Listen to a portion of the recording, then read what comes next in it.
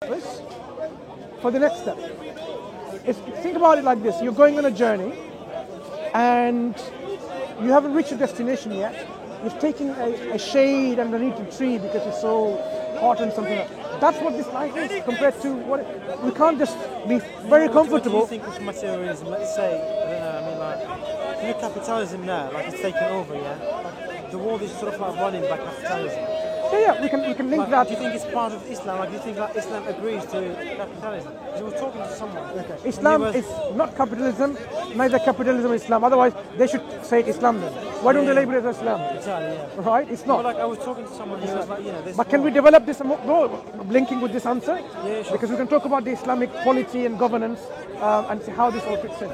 So we have to consider ourselves. We're on a journey, and when you're on a journey, imagine you're going for a conference somewhere in Dublin. Yep. Do you know where Dublin is? Yep. Yeah, fine. And you realize, you know what? My next step was, say, somewhere, in the middle, say Birmingham, whatever, right? And then I said, fine, that's it. I'm gonna now start look.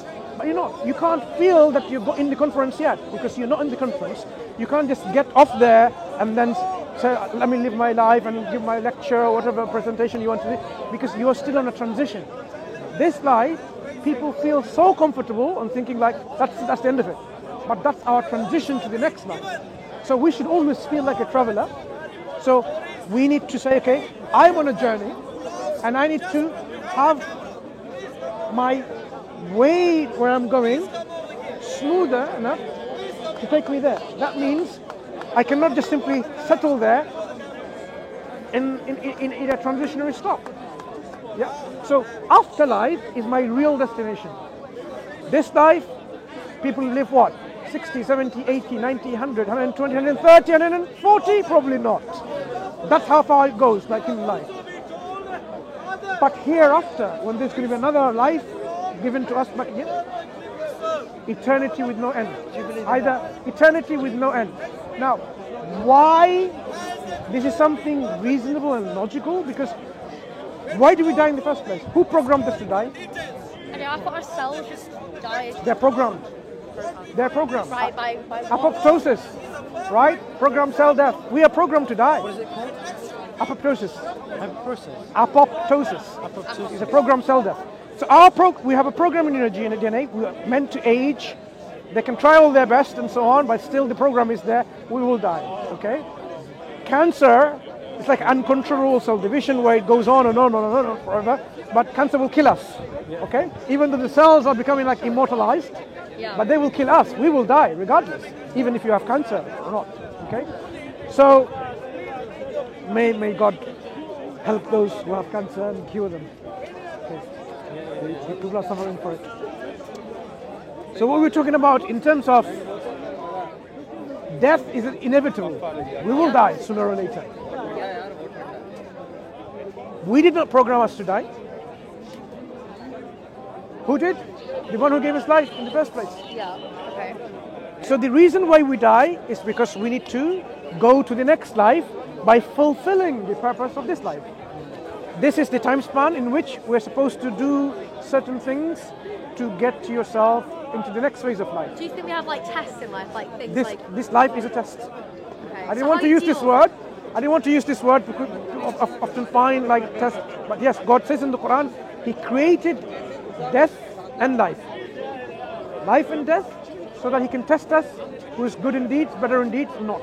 So we will be tested in terms of how we believe and what we do in terms of our actions. And then that determines our future outcome in paradise and heaven, eternal bliss, joy and happiness, or in misery, suffering and torture in hellfire. But God doesn't want us to go there. He doesn't want us to go to heaven, hell. He wants us to go to heaven. He created us and gave us all the guidance, all the necessary tools to make our decisions, to avoid the footsteps which would take us to hellfire. And He's pleased with us when we are following the purpose we are created for and worshipping Him. So the purpose we are created here is to worship God.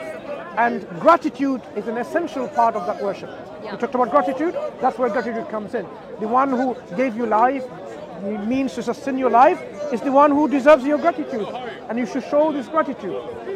Worship is not something that you do some rituals and without any meaning. You are showing thanks and glory and gratitude to God. And he also tells you to be grateful to human beings for what they do and so on and so forth. Live with in peace and tranquility and harmony. Thank people when they deserve to be thanked and so on. What do you not agree about Islam? What things that you don't agree with? Well, obviously, like there's we don't Like, for know what. example, hijab. Let's talk about hijab. Well, I mean, wearing a hijab for me would be a big deal. It'd be very weird for me to wear that. Yeah, I mean, It would be though, wouldn't it? you see, hijab, there are certain things which called essential parts of faith. Hijab will be a manifestation of your faith in action, but faith in God, in the last day, in the prophets and the messengers and his books and so on, these are essential. To be a Muslim, you have to, don't say, oh, I declare that I'm going to wear a hijab, and that doesn't make you a Muslim. What makes you a Muslim is when you say there is no God worthy of worship except one and only true God, and you accept Prophet Muhammad is his final messenger and his servant, his slave. That makes you a Muslim. Right. What you eat, what you wear is going to be the manifestation of following the faith part that God wants you to live in a particular way. Because once you recognize someone is your dad, the way you approach him is going to be different. Like, he's your dad, right? Yeah. You're going to treat him like your slave, for example. You're going to treat him with love and honor and respect and care. What And if you support. just think, what if he's give that back to you? Do you just give it to anyone who doesn't really deserve it? You know what I mean? What do you mean? Or you just love everyone? Our parents always deserve our honor and respect, whether they're misbehaving, for example, wrongly. Yeah. But still, we should not treat them any less better. We should always be on the upper hand of treatment. So if someone now comes to me, like my enemy in a battlefield, whatever, insults me and so on, I shouldn't insult them back. I should not ridicule them, mock them, and so on and so forth. So would you say Islam represents just be a good human being? Like be a good person? Islam expects you to be a good human being and treat other people as good human beings. Right. So we treat other human beings, all people are innocent until they're proven guilty. Unlike the other way around in modern society, in which you're all guilty unless you're proven innocent. Everywhere you go in a passport application or going in a plane journey or something, you have to prove yourself that you're innocent, that you're guilty by default, right? Yeah. But in Islam, it's different. All people are innocent until they're proven guilty. Okay? So when we all die, we go to what, like a bit of a, what is it? So there is a transition called barzakh. There's an intermediate phase before you are resurrected back again for Day of Judgment. Okay? So there is a transition in which it may be in your grave. Okay? And you might not even notice how long it is, because when people are resurrected back again in the Day of Judgment, people say, who's raised us again from our sleep and so on? Who has waked us up? Man ba'athana min marqadina. Who has raised us up? They will think, if they're asked how long were you there for, they say maybe half a day, maybe a day. Wait, so like... So your perception within this intermediate period is such that it will be diluted. You know how time understanding is so different now in terms of our understanding of time. So when you resurrected back again, you might think you've just been a little bit, fraction of a day or resurrected something. back into yourself? We will be resurrected with another body. Oh, it's like reincarnation. Our soul will be the same, a different body. You may be totally not used. Say a person is totally burnt, has no body parts left. Right. But when they're resurrected, they'll be given a physical body again. Because God can gather every single atoms, even they were dispersed. In fact, it says in the Quran, even if things were like you're buried underneath, the earth takes you, your ashes and whatever, you're spread anywhere, He will gather you back again together, even to the last bit of you, and He will put you back together. So you believe that we have like souls? So we have a soul, and you have a body and soul now, but you will be given back a body, and God says in the Quran, He will resurrect you just like the fingertips. Just like the very fingertips, as unique as you are. And you know what's special about fingertips? Even though you are so unique with your fingertips, He will bring you back again to that level of uniqueness because He is all able to do so. So in the day of judgment is when we will have to account for our belief in our deeds. Did you believe in God and worship Him, or did you ascribe, partner with God, saying God has a daughter or a son or a father or mother, or there is no God and nature is God and you worship a tree or a monkey or an elephant, whatever. People can worship other than God. They will be in big trouble because God created us to worship Him and people instead worship someone else. So the judgment will be such that if they died on that state of disbelief in God, Just don't go to hell. God has given us so much warning, so much messages through prophets and messengers and warners and ambassadors like ourselves to remind people, and your own intellect, and God constantly guiding you in your sleep, in your walking. Imagine someone worshipping an idol, concentrating, and a dog comes up, lifts his hind leg, starts urinating. He's waking up from his meditation, starts chasing the dog. As he was chasing the dog, he realized, what am I doing? My God couldn't even protect itself from defilement. At that point, that was a guidance from God, saying, why are you worshipping the idol then? So God guides us through various ways.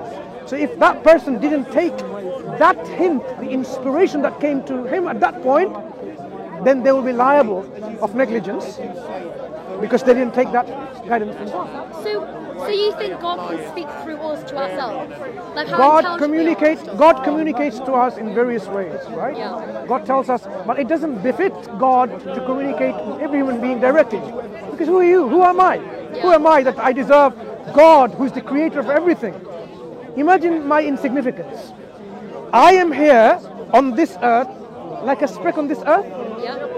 Nothing. Compared to this earth, I'm nothing. Yeah. This earth in our solar system, the earth is nothing in our solar system, like a speck. The solar system itself is like a speck in our Milky Way galaxy.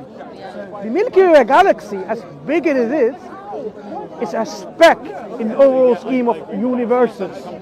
And yet, the one who created us, I think I deserve a speck upon a speck and a speck to have a direct communication with God and says, oh God, why don't you tell me directly, and so on. We are so arrogant and stubborn, okay? We need to be humble.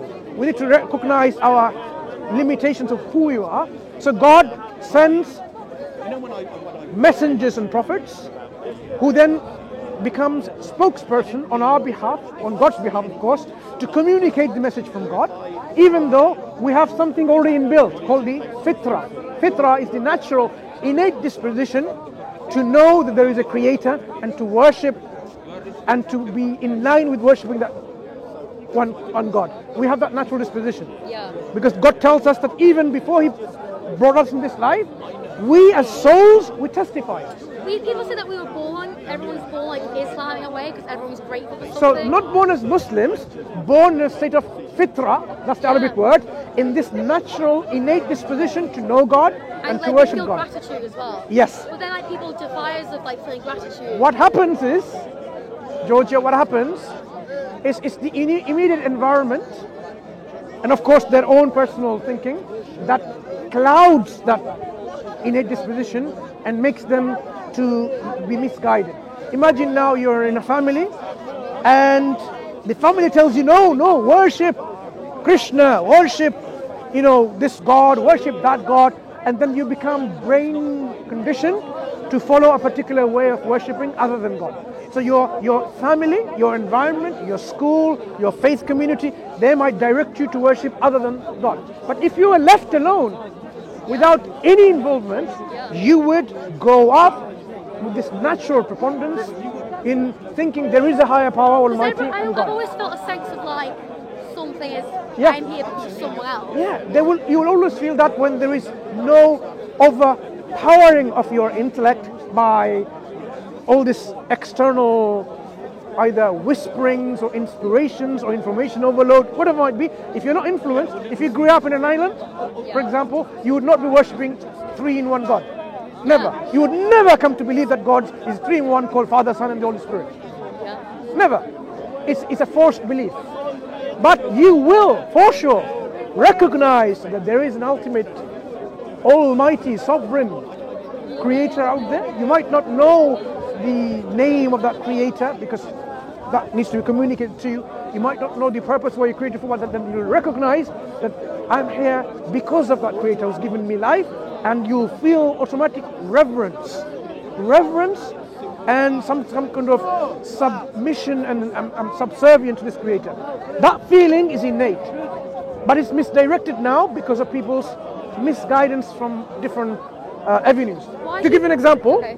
no, tell me what you're going to ask. Well, I was wondering because a lot of people, I think, threatened by Islam because it like defies their way of living. Because like, you're not supposed to drink and everything.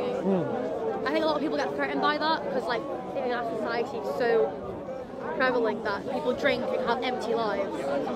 You know what I mean? People drink for few reasons, and some of them are social because they're accustomed to drinking, Yeah. and they continue drinking because because Yeah, drinking is empty. Like people drink to like fill Yeah, a yeah. void. Yeah. yeah. So Yeah. also people drink also to get away from their grief and their suffering and their loss, and to distract themselves, because it's something that befogs your mind and it calms you down, because it's alcohol. It's a chemical substance. Yeah. It has, this capacity, it affects on the mind, right? Yeah, yeah. If you drink too much, it clouds your judgment. Yeah. So we know that. Assalamu alaikum. Okay, yeah. How are you? Hi. So what happens is, so we were talking about, what was it just before, I wanted to make a point. Sorry, yeah. No, it's fine. So people misguide, yeah, I got it, alhamdulillah. People, even though they have this innate feeling of reverence, Yeah. they misdirect it. Look at the youth, Yeah. TikTok generation, Yeah. Generation Z, X, Y, Millennium, whatever. What are they doing? They're going towards celebrity reverence. Yeah. Whether it's pop stars, musicians, singers, dancers, that's all the They're reverence. looking for something to believe in, you know. They're showing, They just want something to look up to, but Yeah. it's the wrong thing to look up to. misdirection. So what Yeah. they're doing, all their reverence and their feeling of love and attachment and some kind of, showing something is someone greater than them, that deserves something more. That's what the reverence comes in. And they're giving that to all these idols, the pop stars and so on. Yeah. So that is demonstrative of the innate feeling that we already all have. But what's happening is now, because of social conditioning, they're misdirecting towards this fake idols. Yeah. Yeah. So if we were left alone without this kind of misappropriation, Yeah. we would be innately thanking and revering our Creator. So that's one thing. It is ingrained within our soul. Yeah. It's there. God has given us so that we don't make an excuse in the day of judgment. No, I didn't know. You didn't tell me. There will be no excuse, because it's already there, programmed within yourself, in your soul. It might get clouded and covered because of so much conditioning going on, right? Yeah. That's when the messengers come to establish the evidence against us and saying, look, you need to fulfill your purpose of life, otherwise you'll be punished. And God doesn't punish us unless He sends a prophet and a messenger telling and us, clarifying to us what this is. Okay? Even though this fitrah, this innate disposition should have been enough, but God is so merciful and just, He sends a prophet and a warner throughout human times, and He has sent His last prophet and the messenger, Prophet Muhammad sallallahu alaihi wasallam, so that people cannot make any excuse whatsoever being accountable and punished for their disbelief and their improper actions, evil actions. That will be lifted. You can't go in the day of judgment and say, I didn't know. I was supposed to do that because messengers came and told you.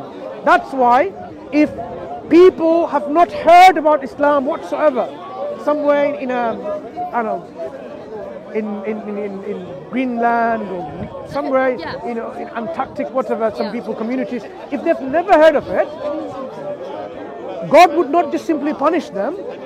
God will still have His judgment done on them based on either did they use their intellect, or they will probably have a test if they